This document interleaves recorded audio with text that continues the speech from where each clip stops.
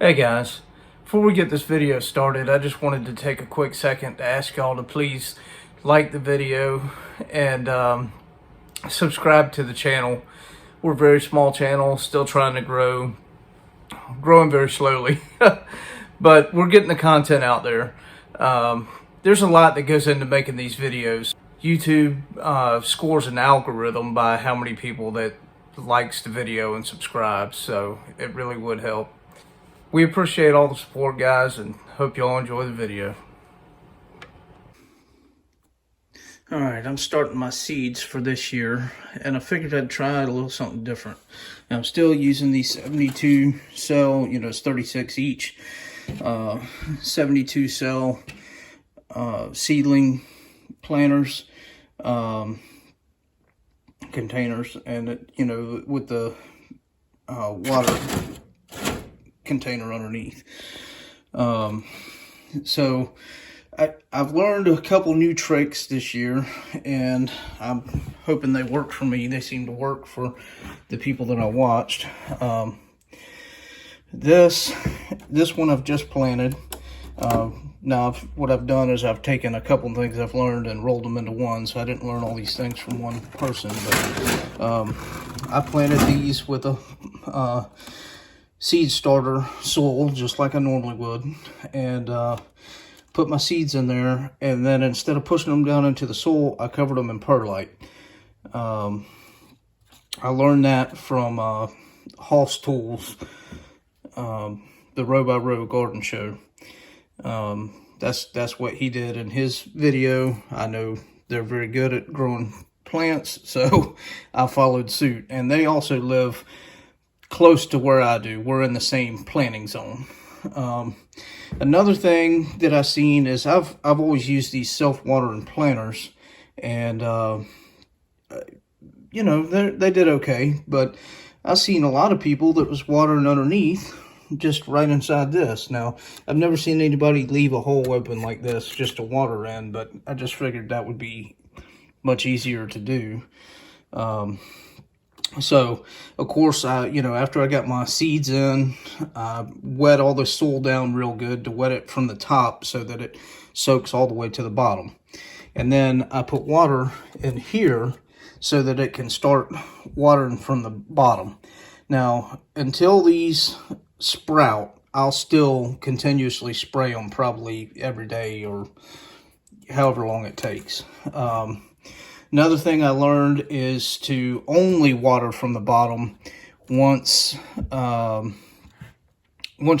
your plants get really kind of started, because you want the top layer of the soil to dry out every once in a while. Otherwise, that's where you're going to get that mold, the fungus, and the fruit flies and stuff like that. So that's the trick to not getting that, is to water from below and let the top layer of the soil dry every once in a while.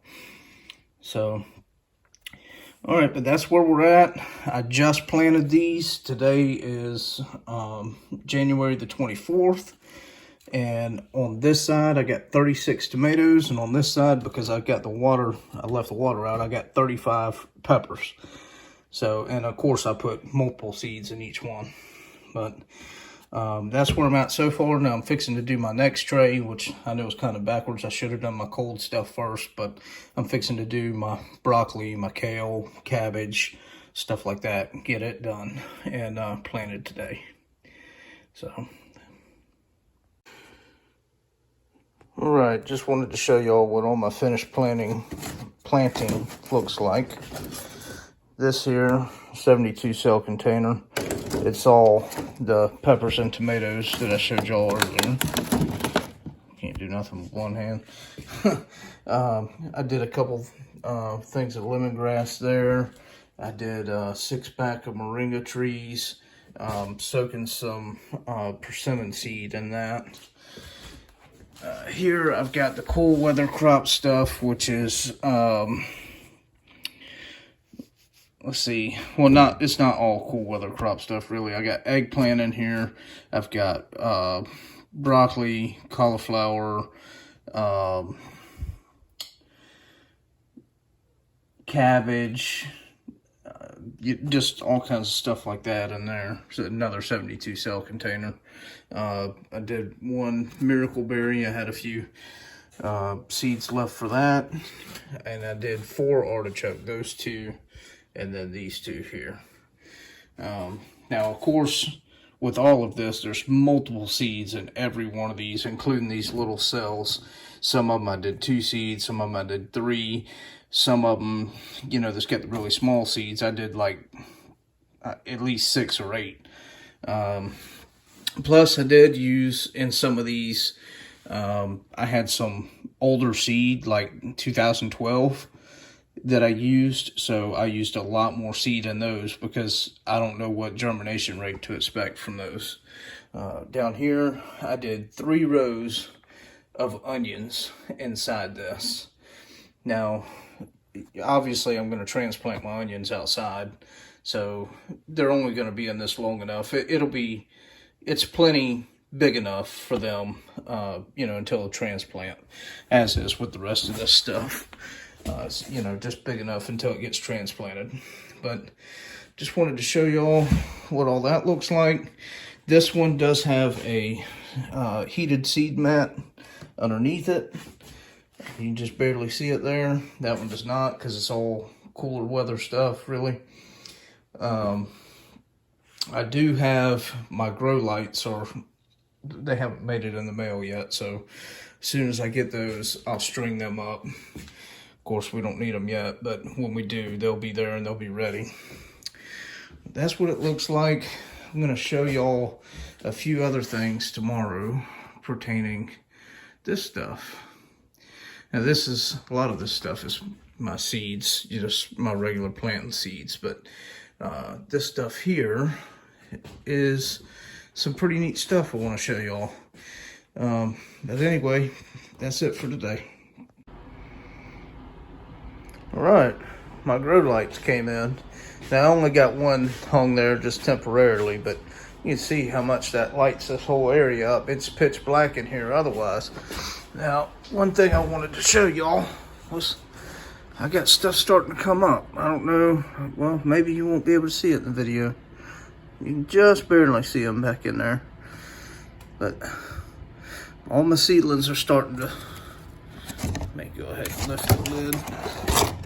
All my seedlings are starting to come up, so that's good. Like I say, I just got the one light mounted here, and it's just temporarily mounted. I was playing with, it comes with these shields, so you can shield the light to go direct it straight down. So I'll get more lights put up here, but I tell you, I couldn't be happier with these things. Man, they put out a lot of light. It feels like quality, and they were fairly expensive. I mean, the best price online for sure. And it's 2 foot, and it's perfect for one of these 72 cell containers like this. So I'll put a link down in the description below. All right, here we are. It's been about a week and a half. See, my lemongrass is coming up in there. The peppers on this side, they're on this side. They've started to come up. They're not, you know, not all of them's coming up yet, but they're starting to get there. And then you got my tomatoes. They've turned into a jungle. I'm gonna have to start thinning them out. So, yeah, they're doing very well.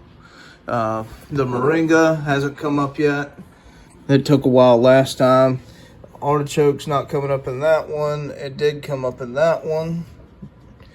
And then my cold weather stuff, it's doing, these over here are doing good. I forget what I planted on this side and what I planted on this side. I don't have to look at that, but those just aren't, I mean, they're starting to come up, but they're just not up yet. Let's see. The Miracle Berry, I only had a couple of those seeds, and I didn't have a lot of confidence in them. I don't know if those will come up or not. And then the artichokes there and there again still haven't come up. Only that one. So I don't know if he's an early bloomer or if the rest of my seed wasn't no good or what's going on. And down here where I planted the onion, we got nothing there yet.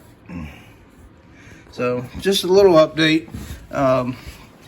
It's about time for me to go outside and plant some things, so I'll probably do that and get those in. But that's the update for now.